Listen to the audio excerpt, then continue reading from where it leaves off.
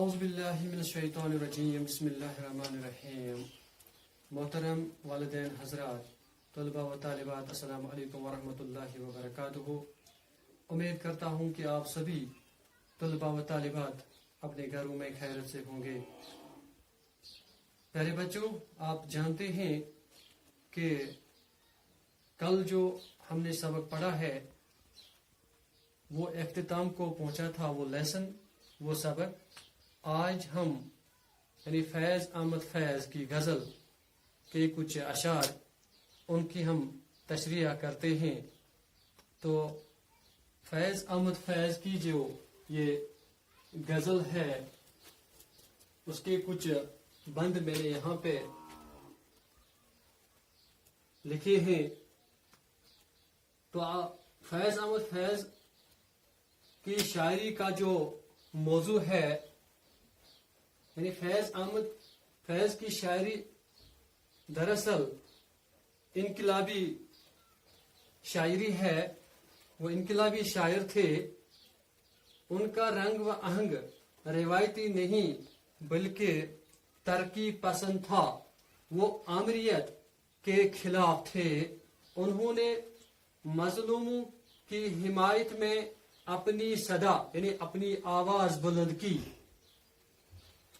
وہ آزادی کے طلبگار تھے. یعنی فیض احمد فیض آزادی کے طلبگار تھے، اور اس لیے ان کی شاعری ان جذبات کی ترجمانی کرتی ہے، یا ان کی شاعری میں ان جذبات کی ترجمانی پائی جاتی ہے. غرض ان کی شاعری کا جو موضوع ہے وہ ہے انسان دوستی، آزادی اور انقلاب تھا.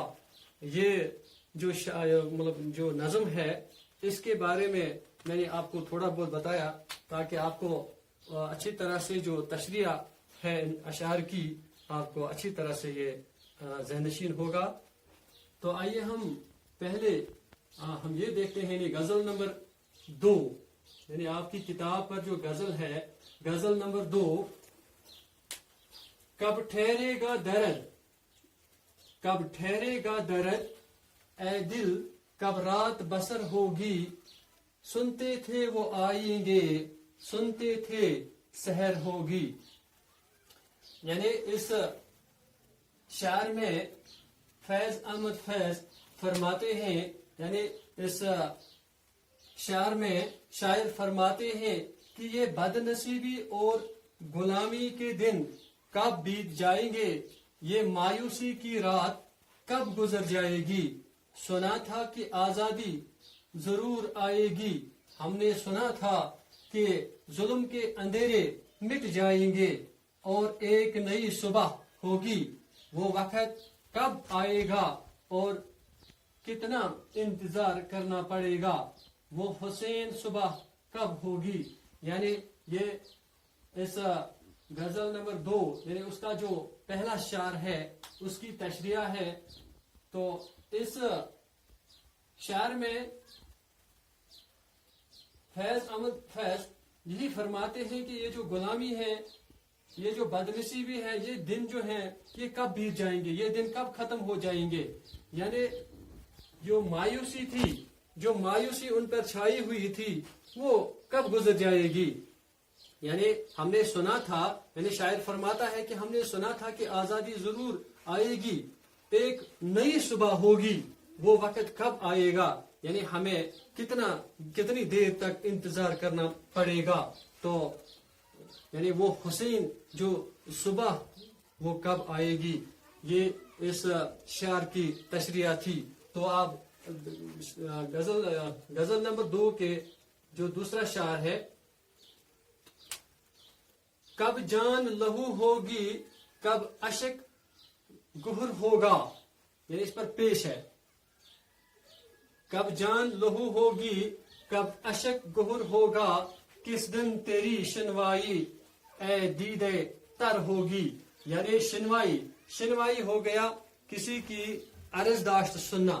یعنی یہاں پہ شنوائی ایک لفظ ہے، اس کا جو معنی ہے عرض داشت سننا. اور یہاں پہ اسی شعر میں ایک لفظ آیا دیدے تر ہو گئے غمناک آنکھ. غمناک آنکھ. اب ہم دیکھتے ہیں کہ اس کی تشریح کیا ہے. شاعر فرماتے ہیں, یعنی اس شعر میں فیض احمد فیض فرماتے ہیں کہ وہ صبح جس کا ہمیں برسوں سے انتظار ہے وہ کب آئے گی, کب ہمارے آنسوں سے, کب ہمارے آنکھوں سے جو آنسو بری آنکھیں ہیں وہ کب ختم ہو جائے گی, یعنی آنکھوں کی جو فریاد ہے کب سنی جائے گی. وہ کون سا دن ہوگا جس دن ہمارے غم کی داستان سنی جائے گی. یعنی اس شعر میں شاعر فرماتے ہیں کہ وہ صبح جس کا ہمیں برسوں سے انتظار تھا یا انتظار ہے وہ کب آئے گی. ہمارے آنکھوں میں جو آنسو ہیں, جو آنسو بہہ رہے ہیں, وہ کب, یعنی جو ہمارا فریاد کون سنے گا, کب سنی جائے گی. وہ کون سا دن ہوگا جس دن ہمارے اس غم کا ازالہ ہو جائے گا, ہمارے غم کی جو داستان ہے وہ سنی جائے گی. تو غزل نمبر 3 اس کا تیسرا بند. کب مہکے گی فصل گل, کب مہکے گی فصل گل, کب بہکے گا میخانہ, کب صبح سکون ہوگی, کب شام نظر ہوگی. ایک بار پھر میں آپ کی خدمت میں یہ پیش کرتا ہوں. کب مہکے گی فصل گل, کب بہکے گا میخانہ, کب صبح سکون ہوگی, کب شام نظر ہوگی. یعنی فصل گل ہو گیا پھولوں کا موسم بہار, یعنی فصل گل پھولوں کا موسم بہار. کب صبح سخن ہوگی, سخن یعنی بات, سخن کا جو معنی ہے یہ بات ہے. ہم اس کی تشریح کریں گے تو آپ کو اچھی طرح سے سمجھ آئے گا. شاعر اس شعر میں فرماتے ہیں, یعنی شاعر کا نام ہے فیض احمد فیض. آپ کو یاد رکھنا ہوگا یہ کس شاعر کے اشعار ہیں, کس شاعر کا شعر ہے. تو شاعر فرماتے ہیں کہ اس صبح کے لیے جب بہاریں آئیں گے, جب خوشیوں کے پھول مہک اٹھیں گے, ہمیں ابھی اور کتنا انتظار کرنا پڑے گا. کب امیدوں کے پھول کھلیں گے, کب ہمیں دل کی آواز سنانے کا موقع ملے گا, کب میخانہ بہکے گا. یعنی اس شعر میں شاعر فرماتے ہیں کہ وہ صبح کب ہوگی, وہ بہار کب آئے گی جب خوشیوں کے پھول جو مہک اٹھیں گے, ہمیں اور دیر تک انتظار نہیں کرنا پڑے گا. تو کل ہم انشاءاللہ اسی غزل کے کچھ اشعار ان کی ہم تشریح کل کریں گے. تو میں امید کرتا ہوں کہ آپ کو یہ اچھی طرح سے سمجھ میں آیا ہوگا. تو اس میں آپ کو یہ بھی یاد رکھنا ہوگا کہ اس میں شاعر کا حوالہ بھی دینا آپ کو پڑتا ہے اور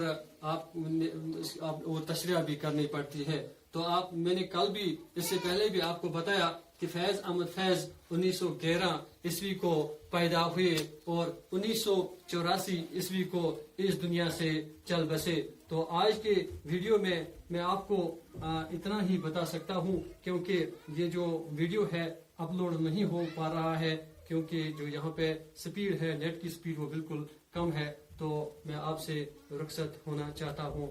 خدا حافظ. وما علینا الا البلاغ المبین.